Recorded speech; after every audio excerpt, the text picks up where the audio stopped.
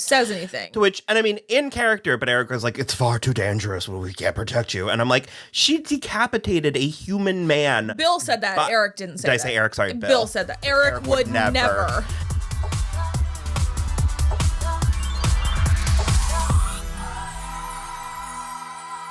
Real quick, before we start, we just wanted to say that we are in the process of revamping the Patreon, and one of the current plans is to put the most of or the entirety of the current season on Patreon to watch. We will still continue to release things, or we still plan to release things weekly, an episode a week, but if you want to watch more, or hopefully the whole thing, if I can get it all edited, you can patron and head over there and watch it along with us. Yay! So... I wanna do real bad things with you. What? I just remembered this episode. Mary Magdalene washed the feet of Jesus with her hair. Isn't that lovely? I remembered the Sarah and Jason. She admired Jesus. She loved him. I remember being scandalous the first time. This time I found it repulsive. And she wanted to show him. Am I wrong? You're not wrong. Hello, everybody. I'm Will. And I'm Kristen. This is So I'm Watching True Blood, Season 2, Episode 5. Never Let Me Go. Okay. Relatively standard episode. Move some things around. I guess since I opened with it, Jason is doing... He's still with the Fellowship of the Sun. He's still... What are they calling them? The Light of Day something. It's LODI. Lodi, the Light of Day... It's not Institute, though. No. Infantry or something, maybe? It's very army-ish, what they're doing. But they're being trained by that horrible drill sergeant. Yeah. And also, well, so he's, like, working with Steve. They, like, have other plans, and Sarah's feeling left out. This is where I remember... Because Jacob really, the writer, Jacob Clifton, really liked Sarah Newlin. Yeah. And he was like, because of the world that she's in, she thinks she has to be... Yeah, well, also, Anna Camp is doing the most in the best way, and it's like they didn't... I don't totally agree with how they take Sarah's character, because you're right, and he's right. What they do with her is they make her feel penned in by this idea of her... power, and that she has to surround herself with these men in order to have power, when in reality she could have the power by herself, but she can't think that far ahead, like out of herself. Well, because of it's the world that she's in, the role that she plays. So when she feels like Steve, because she buys into what they're doing. That's again, it's another Victoria Argent thing where it's like she married into this and she is somehow more into it than the person whose family instigated it. And so she thinks that it is her God ordained, like she is ordained to prop up a man. Yeah. And when she thinks that when Steve isn't doing what she thinks, then she thinks it should be Jason. Yeah. So in her mind, this is like... It doesn't occur to her that it could be her. And it should be her, in my opinion. But yeah, that scene was... It was rough several ways Yeah. over. She also... It's so hysterical to me that, like, she doesn't even coerce him into having sex with her. She coerces him into letting her give him a hand job in the bathtub. It's so weird. It was his reward. This does say Jason is rewarded at the Light of Day boot camp. But, because I also really like it. Jason is, he's one of the weird takeaways I'm having from this rewatch, for better and worse. He's an interesting character, and I do like that as horrible as Luke is being to him, his moral from this boot camp was that if he's going to be the leader, that he needs to rise above, essentially. And he helps Luke up and over the fence. Kind of throw him on the ground on the other side, but he does help him get over it. That drill sergeant, your family's being massacred on the other side of this fence. They're bleeding out as we speak. Yeah, they are. Your mama and daddy are drowning in buckets of their own blood. Calling your name. Nice work, Luke. They're gone, massacred. You'll never see him again, and it's your own damn fault. It was so intense. You were like, my word. It was so intense. Pools of their own blood. So it's a lot. It's a thing that's going on. Yeah. Fucking Tara never stood a chance. Speaking of repulsive, because of what Marianne ends up being revealed as, I had a very sort of like simplified and glamorized memory of her. Yeah. I think I remembered her being a little bit grayer than she is. No, she is a straight up bad guy. Like a straight villain. Yeah. When Tara, well, just the manipulation and and it's not because you guys brought a word to my attention the other day, weaponized Incompetence. It's not that, but No. it's akin to that in ways that it's like it's just I don't Because it's a very like in this episode, Tara finds out that the house she's been living in does not belong to Marianne. It belongs to one of Marianne's clients who is suddenly back from Peru, and now they need a place to live. So they're just gonna crash at Grand's with Tara. Well, and Tara's Eggs like, Sookie has no idea about any of this. Absolutely not. Like, I can't allow you to stay here. Eggs was being so obtuse where he was like, why should it matter? What, like, it was almost accusatorily where it's like, Yeah. oh, you only liked us when we thought we had stuff. And I'm like, when you put yourself in a position of taking care of me, the implication was that they had those things to give her. But it's also like, it's not shallow for her. That's like, also putting such an onus on Tara where it's like, no, she doesn't only like you because she thought you provided, had stuff. yeah. But it's like, now you're dropping multiple bombs on her at once and then also asking for like 4 people to move into a house that doesn't belong to her. Because that's she's not appropriate. That's just such a standard conversation that you would have, a standard like level of communication. It's like, well, if you haven't communicated clearly with me about this, what else don't exactly. I understand Yeah. about our arrangement? Plus, it's like it's on top of so many things because it's like Tara has like just finally started feeling like she's getting her head above water. Like she also had in the previous episode, she had the like bomb dropped on her that Lafayette was back after no one knew where he was for weeks and weeks, and so that was like and he wouldn't really let her in to like talk about it or anything. So it's like there's all of that, and then on top of that, she's decided to move in with Sookie because it's the only place she's ever felt safe in her life, and then now they're trying to take that away from her and move in, and they're guilting her, and it's just like all of this on top of each other. It's so manipulative and terrible. And it's like, considering that Marianne's angle is rescuing her, she's keeping her in this position by creating a hostile work environment and all that. And then I don't remember when Tara got home from work and came in the kitchen and she was reading a book at the kitchen table in Grand's clothes. Are you waiting up for me? I guess I am. I gasped. It was like Grand's apron at the very least, but I think it was the like house coat as well. And she had her hair done back in like a Matronly. little. Oh my god, it's so. It was not good. And because then it's that moment where like Marianne has gone to Merlotte's to sit outside in the car with Carl and make trouble. Mindfuck everyone to go after Tara in the bar. And then once she gets home, she's finally like, oh, well, we've got a lead on the place. We'll be out by morning no matter what. Obviously knowing that so it's like she is making Tara think it's her idea and it's not. And it's so gross. Lafayette came and got his job back at Merlotte's. His trauma is like a whole, it keeps going, correct? That's like his story arc this season. I think it's this season. I don't recall it going beyond that. No, but I mean the rest of the season, because I remember it sticking out to me like a sore thumb, like in a negative way the first time, where watching it now, I'm sort of like, all the rest of this is weird and his stuff feels authentic. Yeah. It feels like it's on a different show. A little. In a way that it's like, given... Well, because he also can't talk to anyone about it.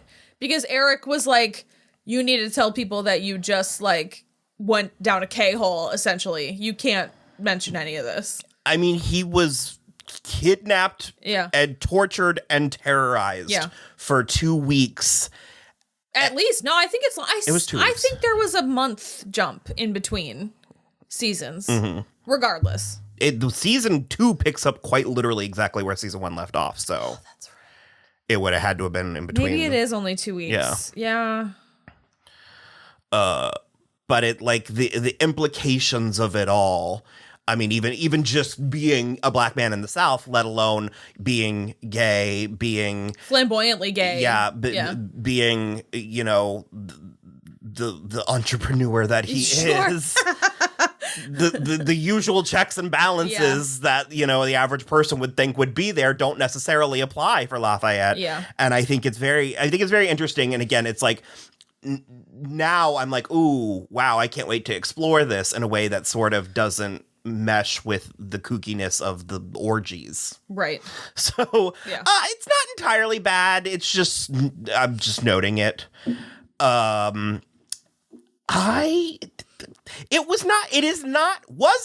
Is not, and hopefully will not continue to be my goal to go through and sort of tear this apart. But I'm not loving a lot of these things because I think it stuck out to me at the time.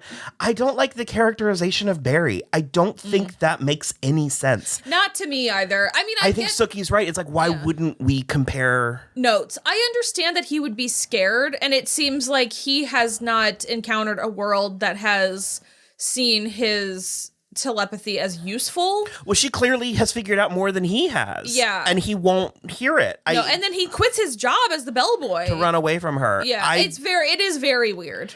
I mean, she is potentially coming on very strong, but it's still weird. 10 kinds of Sookie Stackhouse on him. I'm the last person you should be afraid of, and I'm so pleased to make your acquaintance, Sookie Stackhouse. Gotta go. But we have to talk about this. No, we don't. Best friends the shit out of him.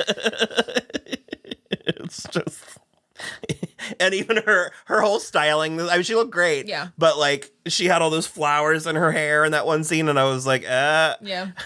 And then her like swoopy and her bandana dress. So, I think that that's about it. There.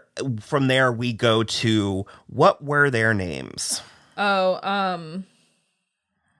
She called him a ranchero poser, which I always thought was very funny. His name is Stan, and her name is Isabelle. Yeah. Stan. I thought it was weird, too. Especially because he says, I miss the Middle Ages. So the federal government can bomb us back into the Middle Ages. Things were better then. Then go to Romania and live in a cave, you ranchero poser. Stanley? No, that's not a Middle Ages name. Stanson? Maybe like, maybe it depends on where he's supposed to be from, because Stanislav or something. Oh, okay. Okay, yeah. I don't remember their deal, although I remember they do have a deal. I just don't remember what it was.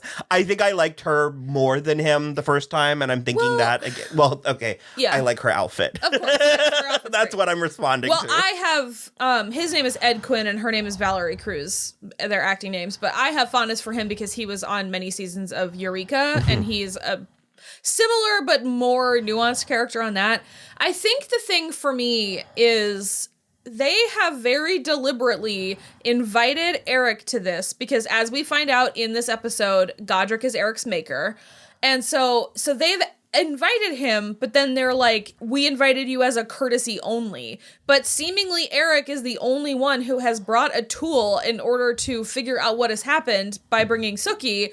And they are very like, we just need to murder the entire Fellowship of the Sun. And I'm like, well, she doesn't want to, though. Yeah, but I'm like, well, yes, but I don't know how they've gotten to the point where they've brought Sookie in and they still are arguing about what she's going to do.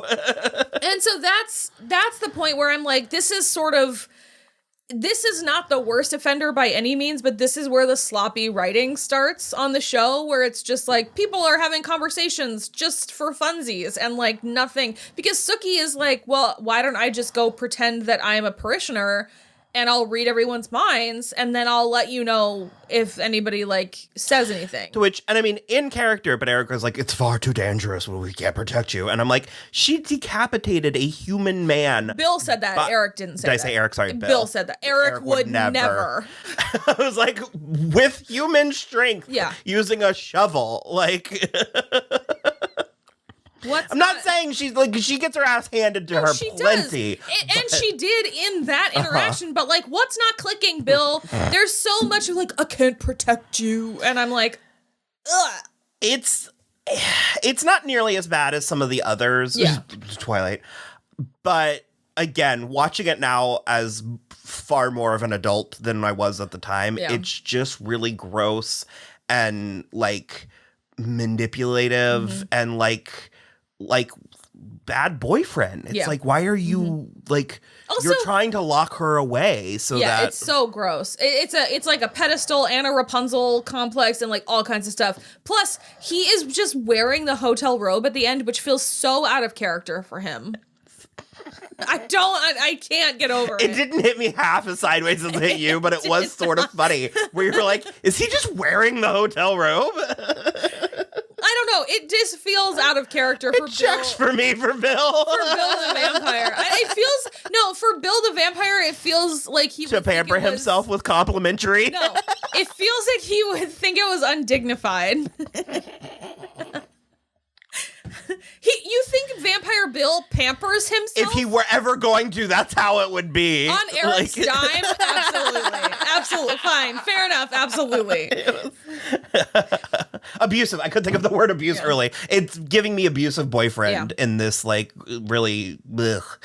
And you also couldn't get over you kept calling it internalized homophobia, but it's like, because he was talking about how vile Stan and Isabella were. Yeah. And I was like, they're vile, hateful creatures. I was like, they were having just a normal conversation given the parameters. Like they were arguing and disagreeing, but like vile, hateful I don't know. It was like and you were like, what's his problem? And I was like, it's just his internalized homophobia. Like he hates being a vampire so much that he's projecting his feelings about himself onto every other vampire. And I'm just like, that's not the way it is. Well, but that's also, I mean, a factor. Like, you could have said that about Malcolm and Diane. Yeah, but I don't know. I thought it was odd. But I feel like, I don't know, as false ranchero as he is, he's not a vile, hateful creature. I don't think this was the tightest written episode. Definitely not. And it did end with Lorena showing up again. Yeah.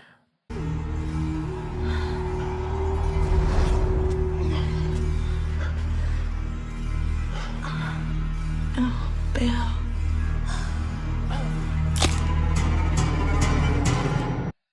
She hits me sideways. It's not right. There's something about her that's well, to name right. drop it again, she to me registers as a Twilight vampire, not or even a Vampire Diaries vampire. I'd allow that, but not a like Civil War widow. Like correct.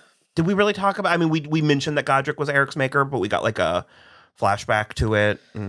As I recall, Godric's an awesome character that we don't get much from. No, he does not continue past this season. But we did get Eric's war buddies Gunnar and Hrolf. Det kommer att vara fest med mat och guld och mjöd.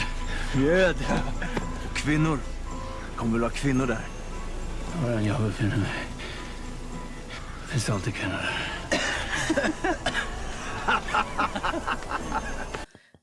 Those are their names. Yeah, he basically gets made. They made a joke. He was dying from warfare. And one of them, will go with Gunnar, made a joke about there being women there. And, in Valhalla. And Eric was like, anywhere I go, there will be women there. Yeah. And they laughed. Oh, it was funny. He was dying, Will. Oh, they laughed like that was the best. Like, comedy was invented on that very night. Well, I always liked that Godric was basically like watching him fight the night before, and like that's why he like wants him. He like followed him. There's like a little bit of like a, of course there is, vibe. If you're a vampire, you're fucking everything. You're lying if you say you wouldn't fuck everything.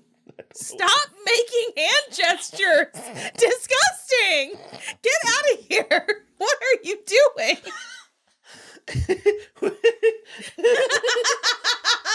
A little bit of this, a little bit of... This is the last thing we're recording tonight. I think that's about it. Yeah, I mean, Oh, Jessica called Hoyt, and so cute. It's just cute. It's the cutest. I love it. Keep on bleeding Not yet. love. Oh, I know, not yet. I mean, Soon, but not yet.